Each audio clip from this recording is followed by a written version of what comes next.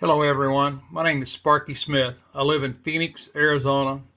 I'm a Texan by birth and a U.S. American citizen by the grace of God and the fact that my ancestors, who are Scotch-Irish, walked away and came to America because they didn't like what was going on in merry old England and the way the king was treating them. One of the great joys of our lives as U.S. citizens is we still can vote with our feet. We can pick up and move. And so in response to the walk away movement, hashtag walk away, this is my video. And it's because I am so moved by some of these videos that I've seen that I'm making my first ever social media video. I was born in Texas, and my first presidential election that I could vote in, the first time I voted was in 1964, and I voted for Barry Goldwater. My mom and dad were Democrats, lifelong Democrats, and my mom had gone to school with LBJ at Southwest Texas State Teachers College in San Marcos, Texas, so they didn't think much of LBJ. So they didn't vote that year. They walked away and didn't vote. We were registered Democrats because then Texas was 100% Democrat, and you had to be a Democrat to have any influence in your local political elections. So the next time I voted was for a Democrat. The last time I voted for a Democrat was Jimmy Carter. I voted for him because he was a Southern guy, and I figured he had Southern values. Well, that didn't work out too well for me, so after that, I changed my voter registration. So my walkaway moment from the Democrat Party was back in the 70s. So as a typical conservative, I spent the most of my life thinking I was a great citizen if I stayed sort of informed and voted in all the elections.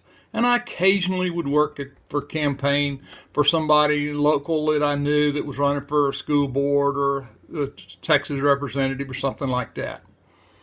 So I became pretty active in politics after Obama was elected, and because my wife was enamored with his message and she had bought his books. And when I read his books, I recognized that what I was reading was the collective salvation stuff, and I remembered that the Catholic Church was having so much trouble with their leftist priest, and Pope John Paul had excommunicated a lot of Catholic priests. So this brings us up to today. I live in Arizona, and Arizona is a state that is in real turmoil in the Republican Party because the Arizona Republican Party is absolutely controlled by the McCainiacs. I live in LD 28, which is absolutely controlled by people of the John McCain Republican ilk. And let me tell you, their value system does not embrace what's good for the small guy, little guys, the everyday people, the people that depend on America and love America for the way it's life. So after watching these videos, I thought of my journey and the fact that I had had the walk-away moments. And I really encourage people to study history. My dad's father was an old-time college education country school teacher. He had gone back to Tennessee to get his college education. My mom was a girls basketball coach in the Depression in a little bitty small school, and she loved teaching her girls in basketball, and they were very competitive. And for a little bitty school, they went far. They got to go to the state tournament. No, it didn't have a happy ending. They didn't win the state championship, but they at least got to go. And those relationships my mom formed with those girls lasted for years and years. And on her 75th birthday, I can remember her basketball girls coming by, picking her up at the old folks' home, and taking her out to dinner to have lunch. Taught me a lot about family values and the values of relationships.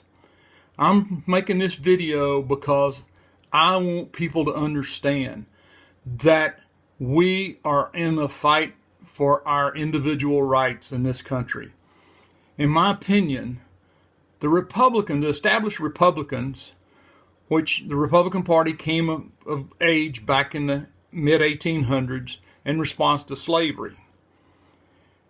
And the Eastern establishment, the old Whigs, that's where the Republicans came from. And the Civil War was fought. My family was in the Civil War on the Southern side, fighting for states' rights, not for slavery, for states' rights. I have ancestors in my mom's side of her family that were slave owners, but the Smiths never owned any slaves. We were just frontiers American, from Virginia to Kentucky, Tennessee to Texas, and now I live in Arizona, which is one of the last frontier states. The Democrat Party is controlled, and the Republican Party are basically fascist. They believe in fascism, the marrying of government and business. The Democrats, they want to control the fascism from the elected representative. Not a representative, they're elected officials. They don't represent us. They're no way they're elected representatives. They're elected officials. The Republicans, the globalist Republicans, the corporatist Republicans, they want big business to control that unholy alliance. So this is all this big fight is, though.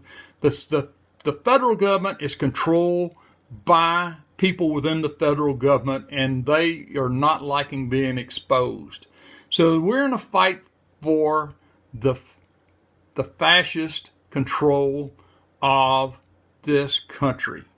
The marrying up of big business, corporatist Republicans versus socialist, communist Democrats. But they all want the same thing, and that is this unholy alliance of business and government telling us what to do. In my opinion, all they're trying to do is return us to serfdom. They just want us to do what they have to do and depend on them. I encourage all of you that are walking away, reach out to the libertarian people. Libertarians have two groups. They have anarchists that are just people that vote, and they have extreme conservative. I call myself a conservatarian because I'm a great believer in individual rights, and I understand that government that governs the least is the one that maximizes the options for us. It's all about honoring the social contract of delivering government for the people, of the people, and by the people. We've got to take our responsibility. Being a good citizen is not just sitting around and voting every 2 years or whenever in every election. You've got to get involved. You have to have a cause. You have to get to know these politicians. You have to get to know your neighbors so that you can knock on doors and deliver votes for the politicians. Because you can control and influence a politician only two ways. And that is either by being able to deliver votes, or you have to be able to deliver money, or both. So I encourage you to get involved, be a good citizen, and because neither one of these major parties are working for our benefit. I voted for Donald Trump. I am not enamored about anything that Trump does except for one thing. He is delivering on what he told us he would do. He's the first person that's run in forever that literally is trying to do what he said he would do. That's the reason we have voted for him. He understands that the way forward, if we're going to save this republic, is we have to have an impartial, constitutionally based judicial system. And that's the reason why the Dems and even the Republicans are blocking his appointments, because that's what he's trying to do. I don't know what he's motivated by, whether it's greed or whether he wants to go down in history as a person that saves the republic. I pray to God that it is because he wants to go down in history as a person that saved the republic. Thank you for joining us. Meet up, join people of like mind that want good governance. They don't want anything. They're not in it. They're not trying to feed it to public trough. We have to marry up with people and join people that understand that good governance is a two-edged sword. You've got to be involved and participate at all levels, and the deal has to cut both ways. You can't have people that are wanting to feed at the public trough, and that's what most of these politicians do, and most of the people that back politicians, they want something for the money that they spend. Am I an ideologue? Yeah, I'm an idealistic old man and just hope for the best for this country, because I've had the great pleasure of being able to do most of what I wanted to do all of my life. And I want to leave you with these words of a great Texan who was a head of a company in Texas called Best Western, Eddie Childs.